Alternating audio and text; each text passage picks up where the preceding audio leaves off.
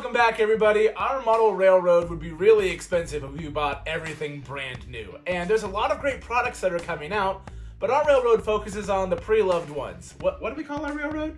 The Secondhand Overland. You're right. Good job. So I thought I'd share a few tips and tricks on how we've managed to find engines, both through websites and auctions and all sorts of other stuff.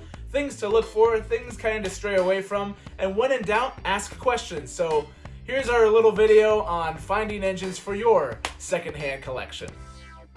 We'll get to where to find these in a second, but before you do any of that, it's good to know things to look for on the engine. And especially since the biggest reason why I go for secondhand stuff is to save money, it's best to do a little bit of research on the engine and see what it actually cost, because you could be paying over what the engine cost when it was brand new.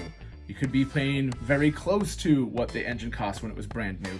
And depending on how new the engine is versus how badly you want the engine, that may actually sway your decision on whether you want to go for this one or wait it out and try and find a better deal. In this case, number 324 was one of the first engines I ever purchased. So I made some good decisions and bad decisions with this one, most of which I have learned from. But the first thing I did when I saw the listing, I happened to find this one on eBay, and there wasn't a model number listed there. So I just looked up on Google Union Pacific 324 280 for the wheel arrangement. I didn't know if it was command control or not, but I found out because just by looking up the Lionel model number for that, I was able to figure out what this thing cost when it was new back in 1999, that it runs on TMCC, so I would have needed a control system in order to utilize this engine. And also, for me, a very important detail was the minimum turn radius. The secondhand Overland utilizes 048 turns at both of the turnaround sections on the main line. So if I purchase an engine that can't navigate those tighter turns, it's literally just going to fall off the edge of the rails and never be able to complete a full lap of our layout, which is no bueno. So I was able to figure out the basics on this engine, figure out based on the price that it was new and the price that it was listed at, then it seemed like a fairly good deal. But I made a few mistakes. If you purchase something in person, it's easy to self-inspect it, but when you're looking at listings online, the more photos, the better. In this case, I only had a few exterior photos and they were kind of dusty looking, so that could have hidden some of the details on here. I noticed later that these two little grab handles up top were broken, and I've tried to fix them a couple times and they just don't like to seem to stay with glue.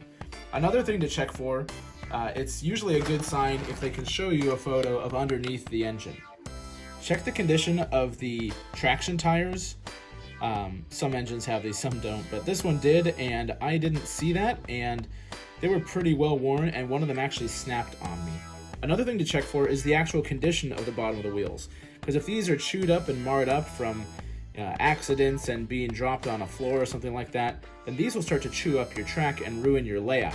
So make sure that you've got underside photos of the engine before you purchase. In general, if you don't see photos or angles that you see, folks that are listing this stuff, if they're reputable, will go out of their way to get you more photos of the engine to help you with your decision. I was not smart enough to ask at the time.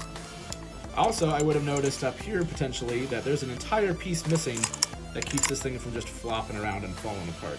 The front wheel assembly on 324 has been a bit of a hazard pretty much since I purchased it. If I go too quickly over any sort of uneven crossing or something like that, then it just derails and shorts the whole track. It's good to also note that when you're looking up this information, you can also get all the manuals and everything. So even if you're purchasing something without the included information on how to service and maintain the engine, it's all pretty easy to find online. There are a couple things that photos won't show you. For instance, smoke units. You can't really see if a smoke unit works or not if it's not depicted in some sort of video, or if you're not able to test it out on site. If you're purchasing it at a train show, sometimes they have test tracks you can run things on, things like that. Now for me, not having working smoke isn't the biggest deal. I'm going to punch in 324 here, and get them going, and you can hear smoke, but you can't see any smoke. And I've yet to get it to work. I know you can rebuild them, but I haven't figured that much out yet. And then we also got this little guy, and he's secondhand. And you'll see, it doesn't take too long for the smoke to start flowing with this guy. Yep, there she goes. Now granted, this one's newer, so for the most part, newer engines, you're going to have less issues with smoke. Holy cow, look at the output on that guy. But yeah, if you're looking for a good smoke unit on an engine and it's an older one, you may not want to get your hopes up and assume that it works, because it probably doesn't. If you're looking for secondhand engines and things are missing, it's good to note that one of the things that's kind of okay to be missing is a Lion Chief remote.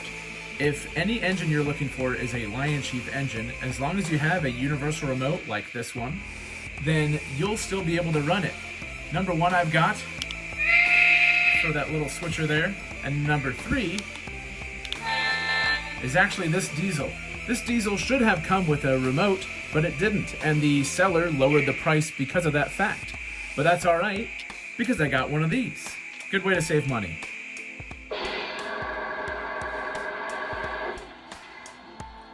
"4006 is a bit of a success story that probably, honestly, shouldn't have happened. This big boy Lion Master model was something I was searching for a while, and I had looked on eBay, I had looked on trains.com, I had even searched on Facebook Marketplace, and they were either way too expensive or non-existent. And so I found this one by actually chatting with some folks on a Facebook group, and this one was partially disassembled, and the owner just didn't want to put it back together, so I cracked a deal and got this thing. I was really lucky that all of the parts happened to be included. I was also really lucky that there were enough schematics and everything online that I could figure out how to reassemble this thing. And I'm still not quite sure how it's still running, because it's one of the first big projects that I did. And I did it mostly in secrecy because I didn't want my son to see this thing. But that's a very, very, very rare case. And unless you're really good at, rebuilding stuff and really good with, small electronics and stuff like that, then that's not really a feasible option for most folks. When I tell folks what I paid for this thing, most of them don't believe me until I explain to them the state that I got it in. It's the largest engine on our layout and the cheapest engine on our layout. It was just quite the bit of work to get it to where it is now. You could say, I restored a big boy, just like Union Pacific, 4014. So where do you buy engines from? Because there's really, unfortunately, no end-all be-all solution to this.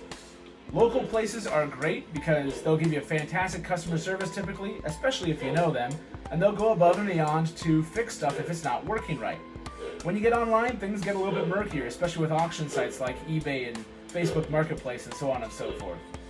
But coming over here on the left-hand side of the screen is a Lion Master T1 duplex that I purchased from my friends at trains.com.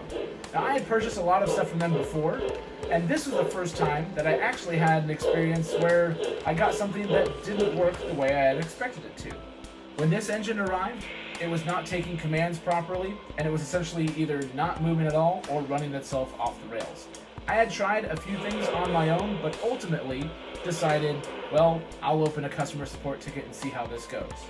They gave me the option to either get a full refund on the engine and return it, or to return to them to have it fixed at their shops and sent back. Because finding stuff like this is not the easiest, I opted to see if they could take a hand at fixing it. And thankfully, they did. And they did a great job with it. It's still running great, and I love this engine and the experience that I had with them. As a result, I've teamed up with trains.com, so if you use the code Dadified at checkout, you'll actually get $10 off your order of 50 or more. And if you use trains.com/Dadified when you're shopping, you'll be helping support our channel here. So I really recommend doing online stuff if you can through them. Again, there's no end-all be-all to any of this stuff, but definitely having that support and having that ability to have them work on engines makes it a little bit nicer to find, harder to find stuff, because instead of just returning it and then having to resume searching, you can just have them fix it. And I really like that, especially since I adore the T1. So thank you so much for watching. I hope this was helpful for you guys. So let us know if you've got other tips and tricks on where you get your used engines from, and we'll see you on the next one.